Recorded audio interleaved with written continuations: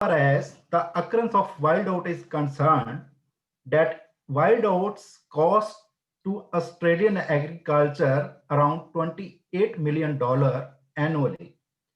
So as far as is its occurrence is concerned, so wild oats is widely distributed throughout Australia, and there are three species of wild oats in Australia, that is Avena fatua, Avena ludoviciana, and Avena barbata.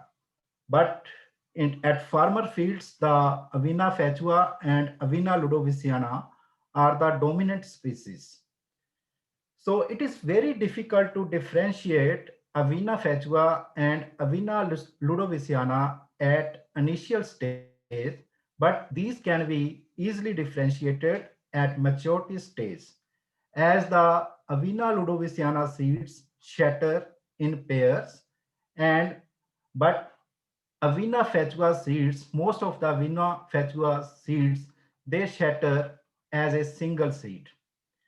So now the in Australia, so this wild oats has evolved resistance to group A and group B herbicides. And recently we also found first case of glyphosate resistance against wild oats. So that's why we are more concerned about the biology of this weed for strengthening integrated weed management program.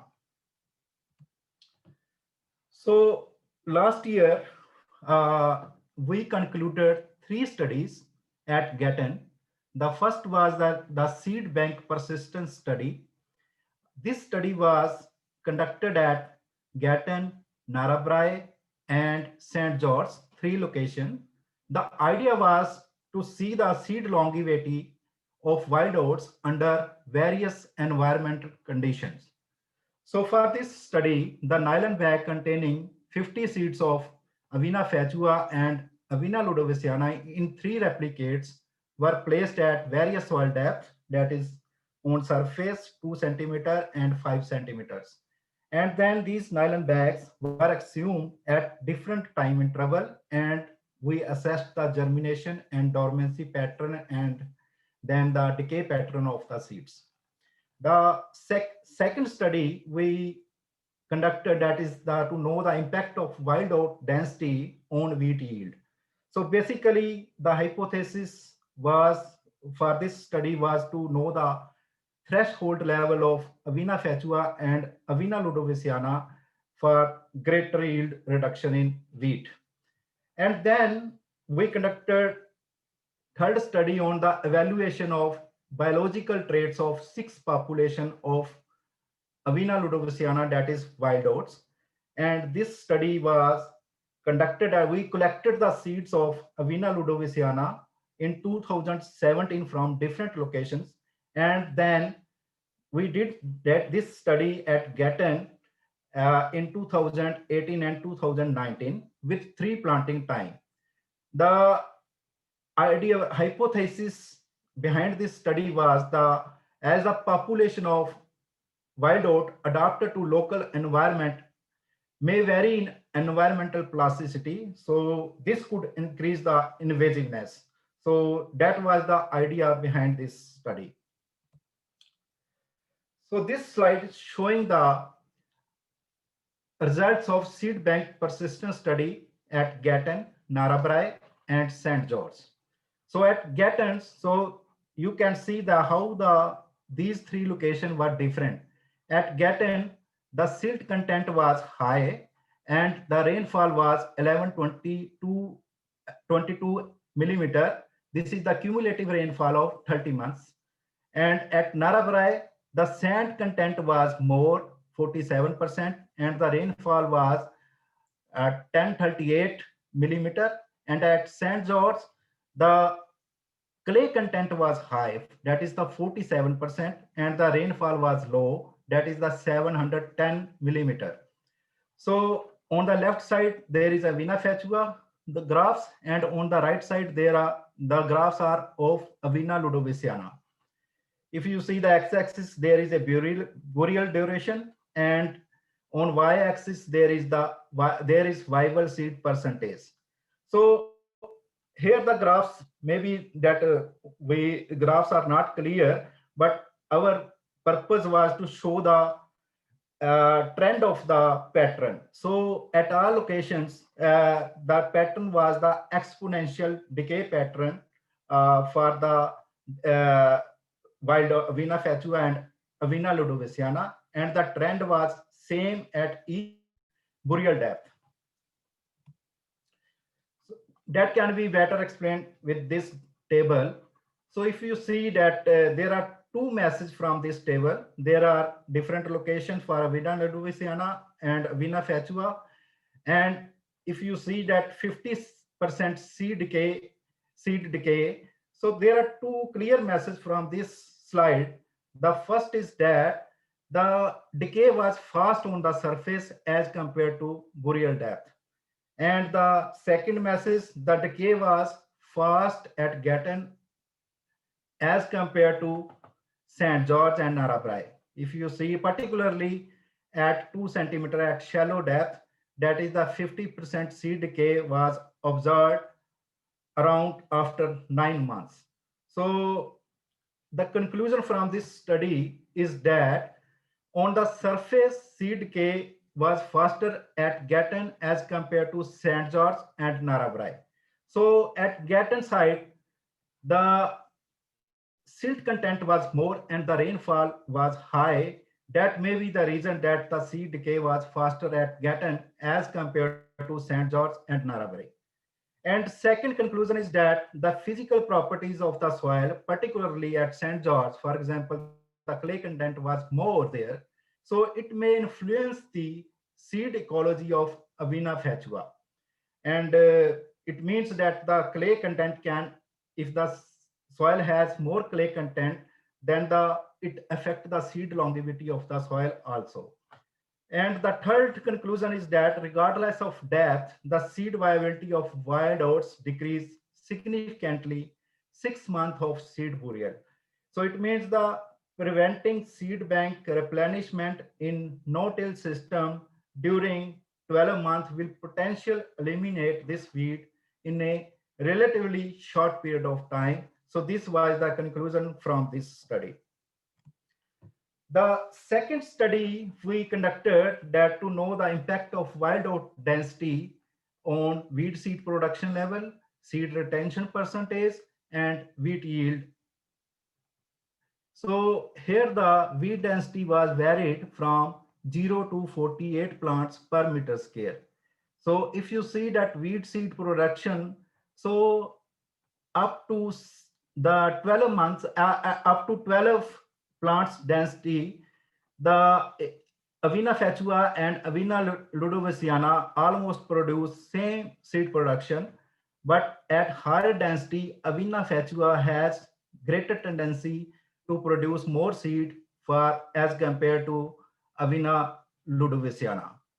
It, and if you see the seed retention percentage, the in Avena fatua, the seed retention percentage varied from 17 to 38%.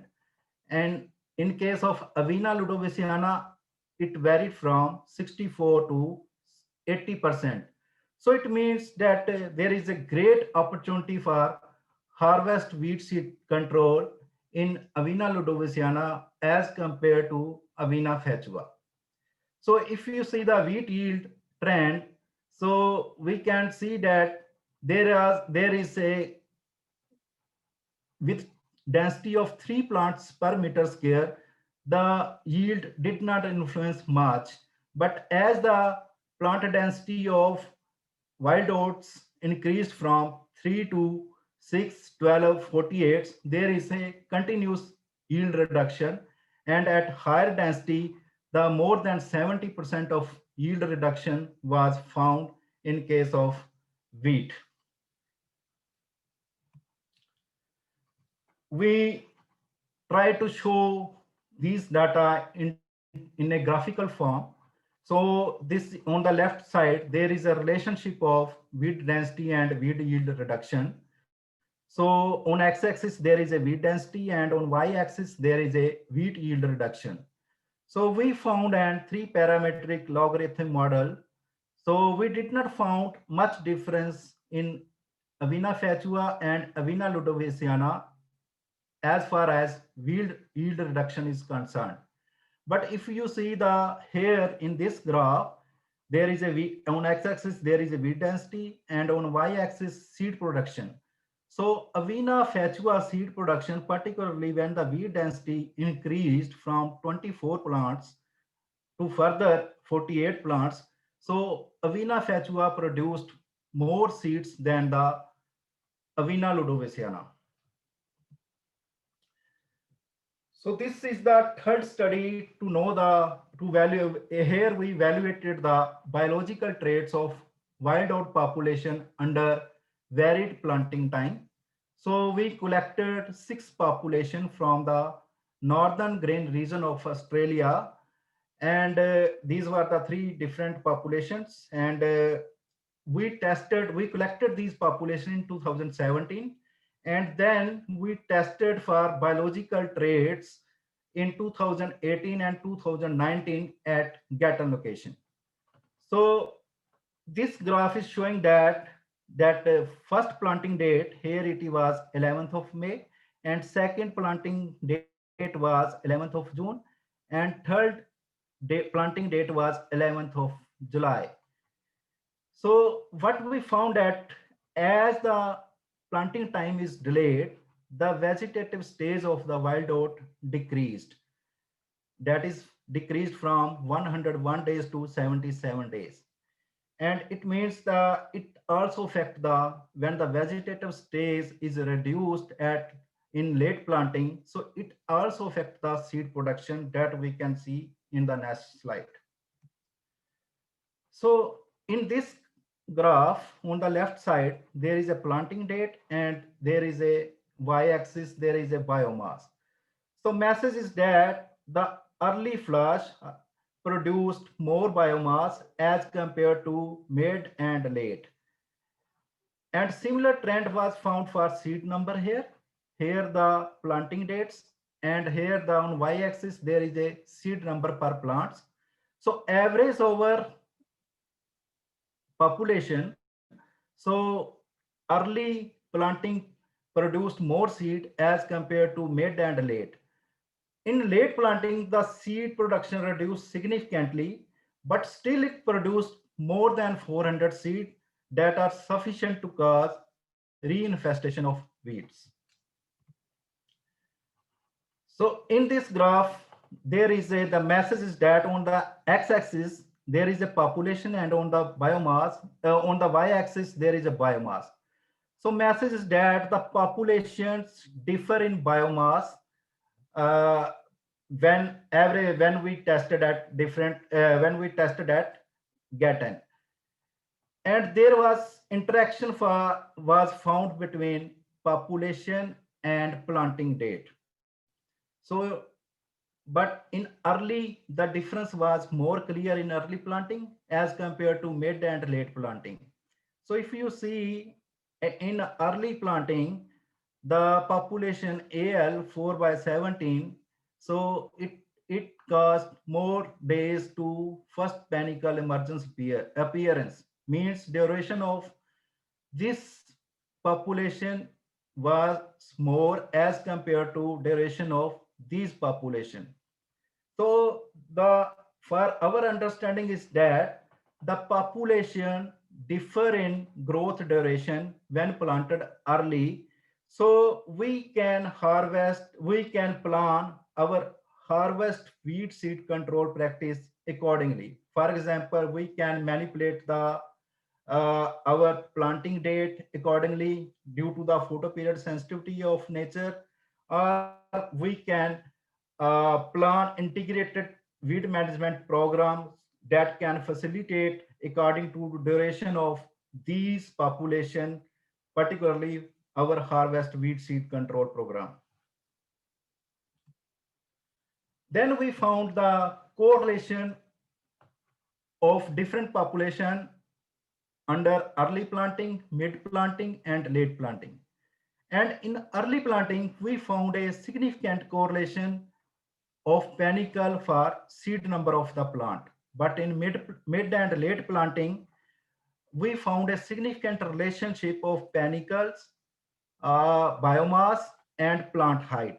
And under late planting, we found a significant correlation between panicle number, uh, biomass, and seed number. So it means that in mid planting and late planting, the taller plants and produced more biomass, and this helps in increasing the seed production. So we can management our program accordingly. For example, uh, in early planting, as the panicle numbers are correlated with the seed number, so therefore it is essential to control early flushes with suitable herbicide, particularly pre-herbicide, and correct timing for prevention of new seed production. And in mid and late planting, where the biomass and plant height are also having a significant correlation with the seed number, so we can plan integrated crop management program accordingly by manipulating sowing time, row spacing, or competitive variety that help in early canopy closure, so may suppress the mid and late season flush and then reduce the seed production. So this way we can, by knowing the knowledge, by a better understanding of biology of wild oat, we can strengthen our integrated weed management program accordingly. So this is these are the results from this study. Now I am happy to answer if there is any questions. Well, that was yeah, really good, Gulshan. There's a lot of great data there. Okay, so I've got just looking on the chat section there, if you can see it, there's a question there from Ken. Are you able to see the chat question there, Gulshan? Okay.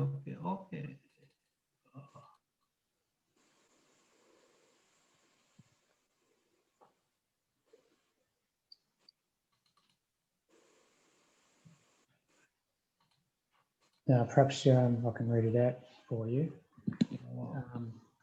So the question, I believe, is in relation to the competition trial. And it's asking, why is there a 1 tonne per hectare difference in wheat yield without the wild oats presence? Oh, in control plot? Yeah, between the Ludovisiana and the control plot was different. Actually, these were two different experiments for AF and AL. So that's why there is a yield reduction. We did not have common control for AF and AL. So okay, so at the same location, Gulshan? Yes. It's a location effect. Right, okay. Oh yeah, so those studies definitely reinforce the our beliefs in just how competitive wild oats can be. Quite a substantial yield reductions with increasing densities.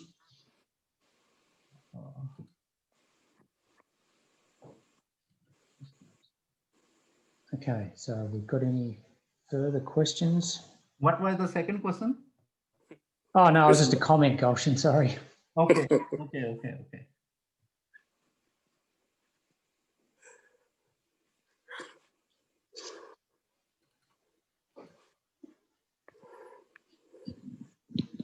So no other questions? Well, I've got a couple here, Gulshan. So just in relation to the planting time experiment, I might have missed the detail, but were those wild oat plants planted within wheat crops? The planting time in wheat trial, it was a May of 7th of May. Okay, so they were planted within the wheat. Sorry, I will add here. No, that was actually standalone. Can you hear me, Michael? Yes, I can, Bhagrath, yeah. Yeah, so it was not in crop, so they were grown alone without any competition. So just to see, means if they grow at different times, is there any difference between the population? and also about timing. That's it. So Okay. I think, yes, definitely, if they were in a crop, they would have, I think, responded differently, because we did not check their competitive ability. Yep. Yeah, Sure. there was a question from John Broster that with many mixed population, if using harvest weed seed control, are not you selecting for Avena fechua? Uh, as far as the harvest weed seed control is concerned for Avena fechua and Avena ludoviciana, the shattering tendency that is more for Avena fechua as compared to Avena ludoviciana. So we can manipulate to some extent by using if mixed population, yeah, but there is a good opportunity for harvest with if the population is mixed with Avena ludoviciana, definitely we can use harvest weed seed control because the 70-80% seeds I are. think, Gulshan, the question is different. And are you selecting that for Avena fechua, if there are both there, fechua and ludoviciana?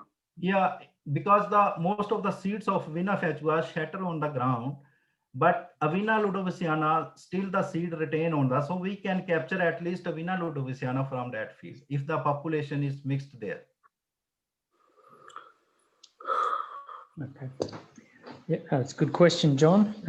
And I presumably might get people a little bit more interested in harvest weed seed control for that species. So there's another one there from John Cameron. Yeah, why did wild oat emerge relative to crop? When? When did okay. So we planted at the same time. For example, during after the wheat, before irrigation, we also put that seed in the soil so that it can emerge at the same time when the crop emergence is there.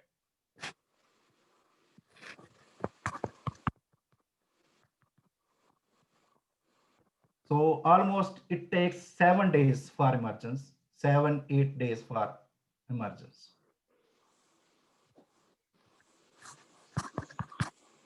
Next question is from Ken. Why is there is a 1 ton difference? I already explained that was the site was this was the site difference. Yeah. Another question for from Ali Wajwa. Any dormancy difference in Avena? Your question is in Avena fechua or Avena ludoviciana? Just say did not check. Yeah, we did not check. But dormancy, if you in fresh seed, there is a dormancy.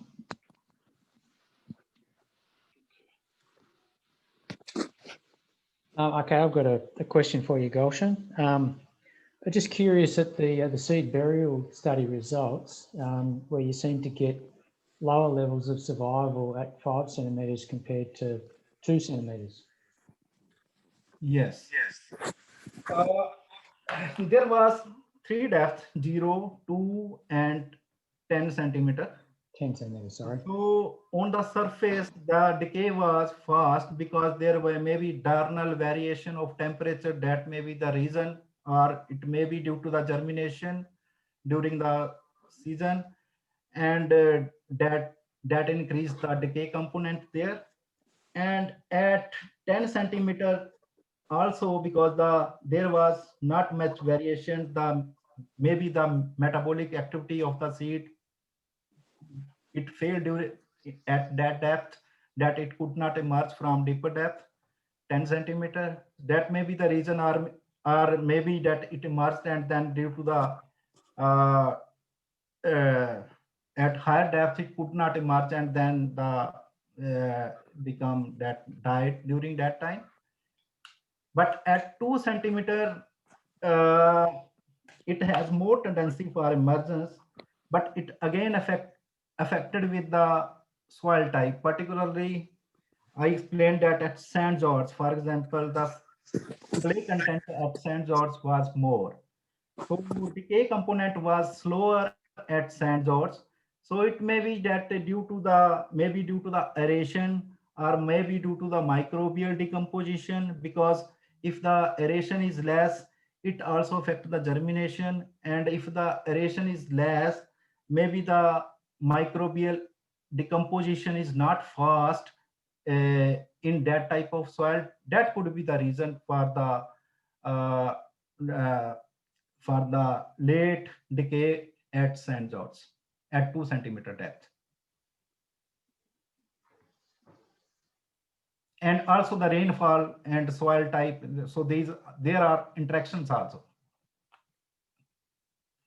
So next question is from Shamsul Haq. Is there a major difference between Avena ludoviciana and Sterlis? I think it's a ludoviciana. We know it as a sterile oat. So it's a sometime it has a. What about Bagrathis? It's the same species, ludoviciana and Sterlis.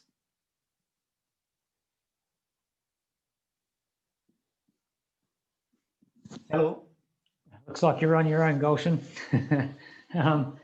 Bagrath, did you have a comment about the? Okay, sorry, there is another presentation going on. Sorry. Yes, they both are the same. I think if you see this Weed Science or Weed Science Society of America format, they don't really write Avena ludoviciana. They write Avena Sterlis subspecies ludoviciana. So it's the same thing. Okay. Hello? Okay, thanks, Bagrath. Yep. All right, Gulshan, we might wrap it up there. So yeah, thank you very much for your presentation. There's a lot of excellent data there. So yeah, well done. Thank you, Michael. Thank you. Okay, so next up we've got Caleb Squires, and Caleb has been working on the development of the Avena integrated management model. Well, I'll let you introduce it, Caleb, and the background to it and who you collaborated with. All right. Share my screen.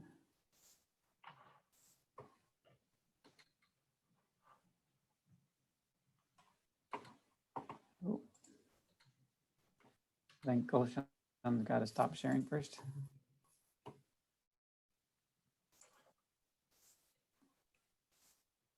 Okay. Good to go. All right. Everybody can hear me okay? You can see the slides. All right. So I am going to introduce our wild oat management model, AIM. I guess the driving force behind this was to try to see if harvest weed seed control could have an effect in wild oats, since they do shatter a lot more than ryegrass, and then also maybe the effect of some other integrated weed management strategies. And so I'll walk through some different scenarios. I think that's more interesting than maybe me just telling you some of the results in a PowerPoint. But if you're interested in getting a copy of this to test it, this is still pre-release, then contact us and we can send you a copy and you can check it out and play around with it and hopefully give us some feedback. So as I'm going along, if anybody does see anything that looks a little odd or unrealistic, I'd appreciate if you even just interrupt me or make a note in the comments or something so we can go back in and fix it and try to make it more realistic. That'd be very helpful. So this it was created with David Thornby of Inocus Intellectual Services, and it's based on RIM, which I'm sure a lot of you have probably seen in the past, which was done by University of Western Australia. So we went back through and we changed a lot of the biological information to match wild oats. So germination and seed bank longevity and seed production and those types of things. And then we ought to also customize a little bit for wild oats with some different cropping systems. So that's the background there. But it's designed to be very flexible, so you can add in different situations depending on individual farms and prices and efficacy and weed resistance and all those kinds of things. So we'll get started. This is when you first open up the Excel file. It's Excel based. You have to enable the macros, so it'll have permission to run, and then click start. And here's the first screen that we get when we pop up. So this is how we define the paddock. So the main parameters up here at the top, we have weed-free yields and grain prices. So it's kind of to set some baselines. And I'd say maybe half of this is also analyzing the economics of the different systems and everything. And I'm not going to go into that too much today because I actually don't, that's not my expertise, right? Or even I think all of us, we're just more interested in what happens to the weeds and not so much on the prices. But I guess from the production side, that's also important, but I just won't talk about it a whole lot. So the control options are here on the left. So we have pre-emergent knockdowns, then just pre-emergent herbicides and post-emergent herbicides. So here in the example, we're going to be pretty heavily dependent on ACCase herbicides and glyphosate and chlorpromethyl. And then there's an atrazine option for TT canola. And then there's a few more options that we could do later in the season. Another thing we should talk about, and so all these different profiles can be saved. So here we have like a group, we're on the susceptible default right now. You can see that listed right here. And then we can load maybe a glyphosate resistant one. So you can see the glyphosate efficacy, it's gone down to maybe 20% here.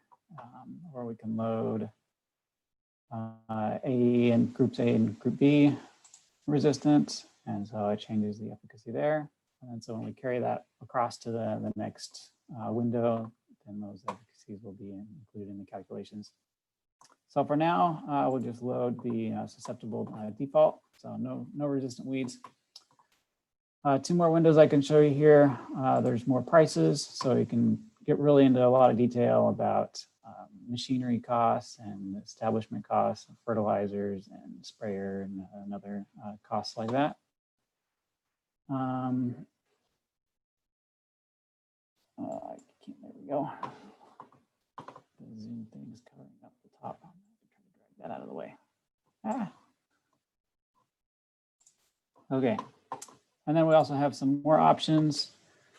So this is where we can change our seeding rates. So if you want to have something specific as your standard or high seeding rates, you can change those for all the different crops. And then the different control methods for like different planting options, or this is where we've included also harvest wheat seed control efficacy. So there's been some discussion on wild oats on whether or not harvest wheat seed control is actually going to be effective and at what percent it would be. And so from Gulshan's presentation he just gave, it's like some of them could be up around 60%. So we'll leave those at 60% and go back. Oh, one more thing to add here, because that is going to come up later. So this is designed to only do winter crops with one exception, and that's if we have 2 consecutive winter fallows, then we can assume that you can also put in a sorghum. And that's just basically a limitation of the Excel calculations. It'll be too complicated to try to get, I don't know, cotton or something else in there as well. So we'll go forward with our default susceptible paddock. So click next here at the top. And then here we have our build strategy. And so we have, this is a 10-year cropping cycle. Wheat, chickpea, wheat, chickpea, wheat, chickpea. And we also have a fallow year 7. And as you can see, this is kind of a standard. As we see, since we have some good herbicides that work in this situation, this line here is the number of wild oat mature plants at the beginning of every year. And then also we can see the number of seeds in the soil the following year. And so we're actually able to keep pretty good control. And this is our gross margin. So we're making $642 a year based on just on the defaults, and able to control our weeds pretty well. So that's interesting. And then we can also load up some different strategies, so we can change these and save them. So I have some here. We can add harvest weed seed control. And that makes things go down a little bit. So we have some additional expenses due to mechanical control. We lost a little bit of our gross margin, but really since the herbicides are working well, we really didn't need to use that. Okay, so if we go now, we'll go back. And now we'll get a little bit more interesting. We will add some herbicide resistant weeds. So we'll load up our group A and group B resistance. So now pinoxidin, fluazafop aren't going to work so well.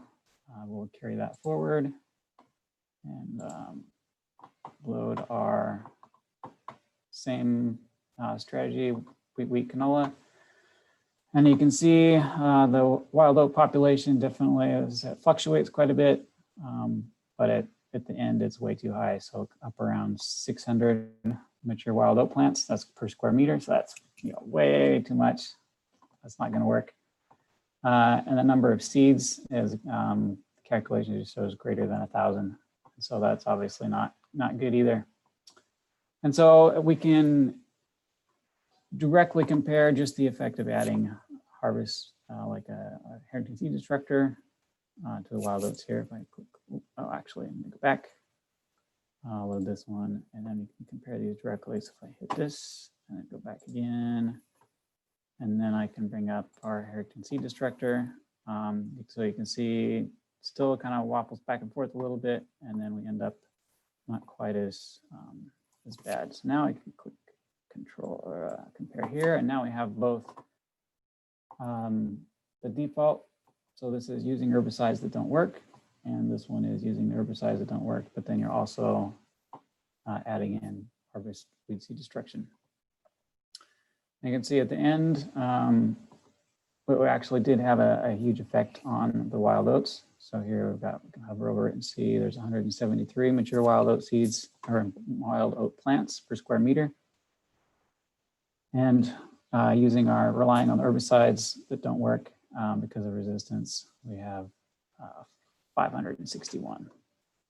And so obviously in the long run, this is still not gonna work for us because the trend is up, and that's gonna hurt our yield a lot. So we'll have to go back and see if we can make some more changes. So what we're going to do here is we can start using some more integrated management methods that we have programmed in here. So the first thing we can do is change our seeding rate. So we can move to a high seeding rate. Let's just do that across the board. And you can see as I'm going along, the wild oat populations are slowly changing.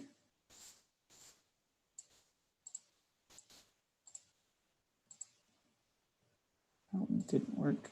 There we go.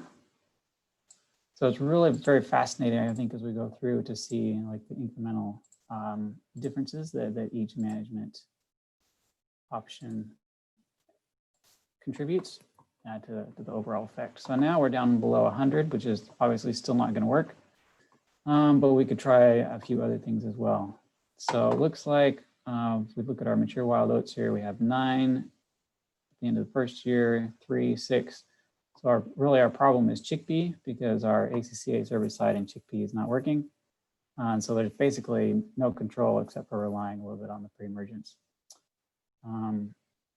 So we got to do something after this point. So what we could do is we could delay our planting a little bit, which gives us the option of spraying double knock.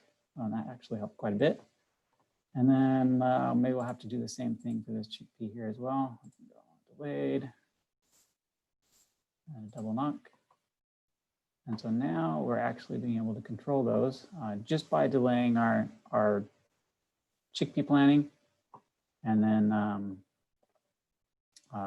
allowing us to spray afterwards as when that flush of new wild oats comes up.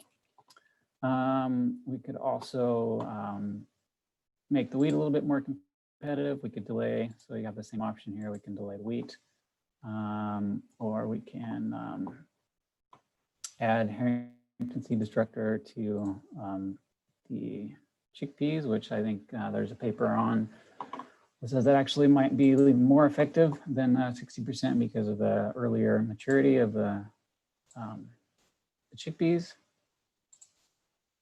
And so we're getting, we're actually driving down the numbers of wild oats due to that combined effect.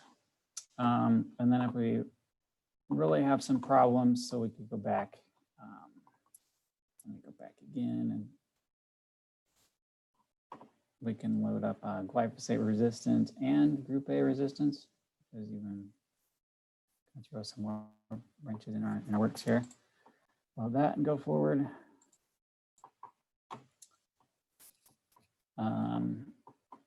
So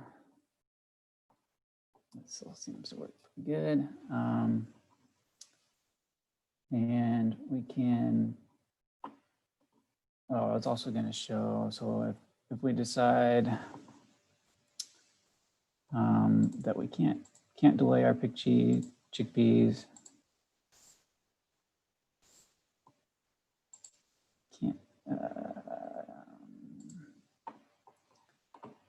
and we can't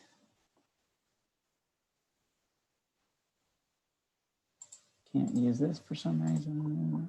Anyway, so can't use this for some reason. All right, so now we're getting back where it's not in control anymore. We do have the option of switching our chickpea to just changing our management style and saying we're just going to do winter fallow instead, which lets us do a double knock later in the season and really drive those wild oat numbers down. We don't need this anymore. And then by doing that, we actually make a lot more money because of the option that we had to do sorghum in between the two winter fallows.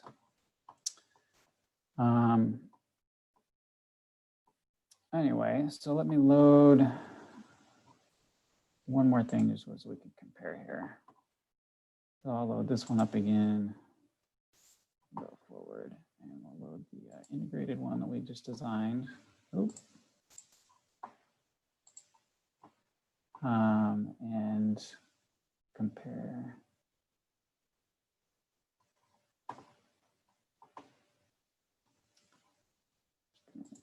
Sorry, just a second. Oh, that's good.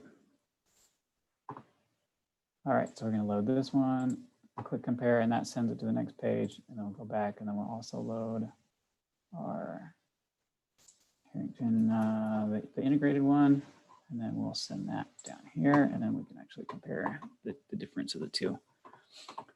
So here we have our group A and group B resistant with no extra, integrated management or harvest weed control. And so wild oats, like we talked about, went completely out of control. And then here's our group A, group B resistant with our harvest weed seed control and some of those more integrated control measures. And we did actually drive the wild oat populations down. So there's a few other windows here that are also very interesting to look at. So we have our population seed bank. You can see what happens over time and how many wild oat plants there are per square meter versus our optimized integrated management plan. Anyway, so then there's also a few other things to look at as well if you want to dive more into the nitty-gritty stuff here. So I guess that's what I have so far. Is it's pretty encouraging that there actually could be a place for harvest weed seed control with wild oats, even given the low seed retention. But like we've kind of shown here, every little thing that you can add in integrated management actually does add up in the long run, and you can drive those weed populations down. And so we're gonna keep working on this and get the finalized version out. We may have to go back through and then update it. Maybe Gulshan will have to talk to you and get some of your data we can add in. But overall, I think it's pretty fascinating, at least for me, to go through different scenarios and look not in the short term, but in the long, 10-year, what happens in 10 years and whether those trends are up or down for the weed seed numbers. Anyway, so I will take some questions now, if anybody has any. And if you have some different scenarios you want me to try real quick, we can do that as well. We have a few minutes left. Yeah, that was really good, Caleb. I guess it's a fairly brief run through of a relatively in-depth program, and yeah, I'd also just like to acknowledge the input from David Thornby and all this. So yeah, he was quite integral in actually getting this switched over from a RIM program to a wild oat program. So thank you, David. Yeah, it was just, well, I don't know whether you wanted to make a comment, but it seemed to be the chickpeas were the troublemakers in the wild oat population. So they seem to be kicked up quite significantly the year after the chickpea crop. Yes. Yeah, so let's see if I load like this one now.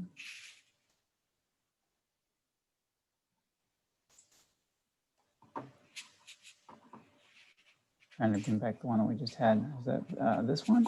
Well, that may have been one of the other different scenarios. But yeah, so I think the problem is the graph here. It actually shows the population that's a result of not only the previous year's problem, but then like kind of the cumulative effect of the last several years because of the seed dormancy and the seed bank that starts to build up. So when you get to the chickpeas, then there's, if we have no ability to use clethodim or something, then the population just absolutely explodes. I think we could see that in some of those different scenarios.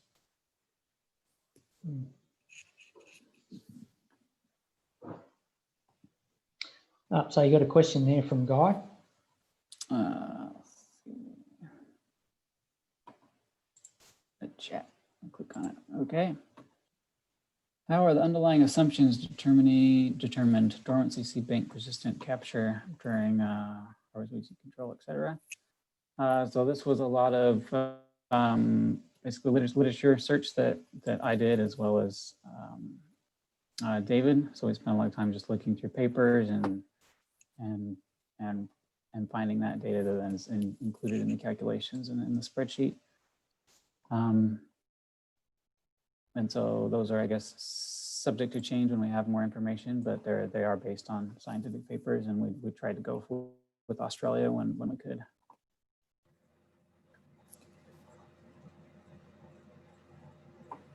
To follow up, that was is it like a reference list or or is it just sort of... Yeah, good question. So we are going to try to publish this and do like a case study, and so we will figure out how to cite that. And there are some citations, like notes to ourselves and to David in the guts of it, and so we can go back and track what we used where. And it looks like that's kind of what was done with RIM as well. But yeah, there will be a way to verify where that information came from. That's really, yeah, really great presentation.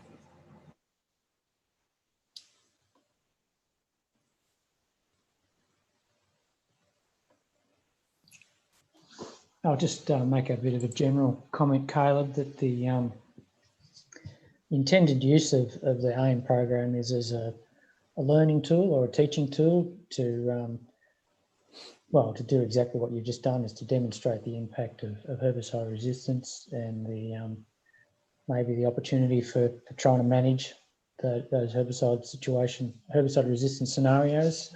So it's not meant to be a prescriptive tool where growers can use it to determine what their weed management strategies need to be on their own farms. So yeah, similar to the way that RIM has been implemented, is that the intention here is it will use this to demonstrate to growers and agronomists how effective or what strategies can potentially be used under different scenarios.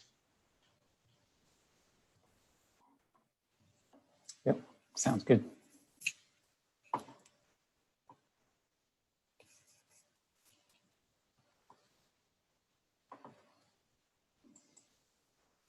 Select one more.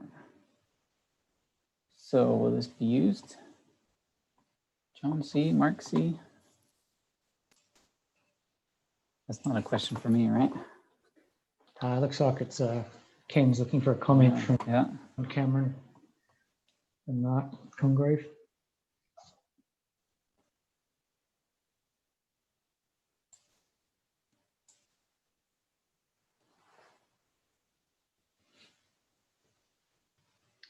They must be undecided. They're still thinking about it, Ken, by the sounds of it, or the lack of sound of it.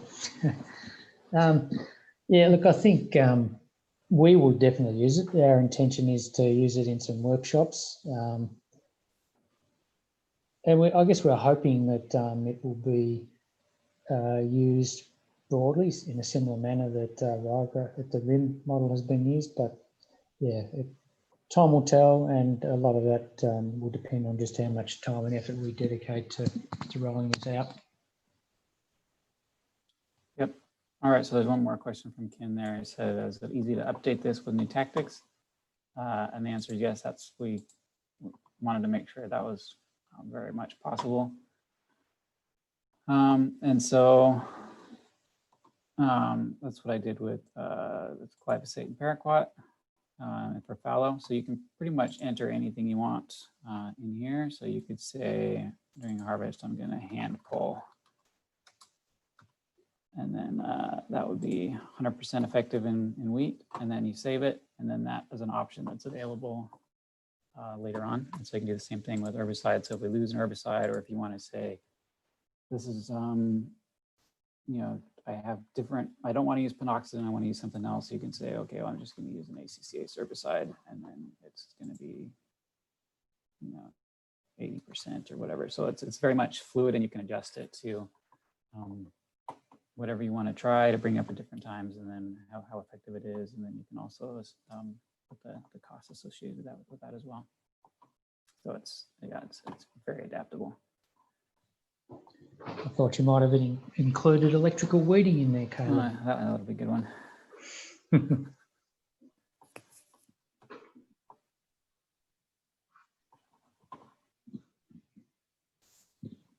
Okay. All right. So, we've got some more questions, comments coming through. Thank you. It looks like. On that note, then, Caleb, I think we'll wrap it up. So, yeah, thanks everyone for joining us, and yeah, thank you very much, Gulshan and Caleb, for your presentations today, and yeah, obviously a round of applause. Thanks, guys. And right. Next week, we've got Assad and Adam, who are going to be talking about the competition work. So hopefully you can join us for that. In the meantime, have a good week. Thanks, guys. Thanks, everyone.